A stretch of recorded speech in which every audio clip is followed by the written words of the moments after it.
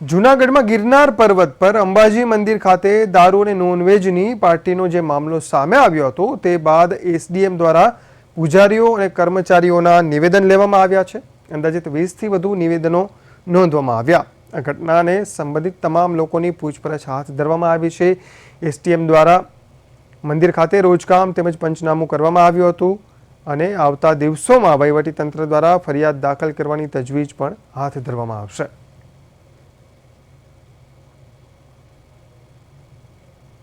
જૂનાગઢમાં ગિરનાર અંબાજી મંદિર ખાતે જે ઘટના બનેલી છે તો આ બાબતમાં માનનીય કલેક્ટર સાહેબ દ્વારા અમને તપાસ સોંપવામાં આવેલી હતી.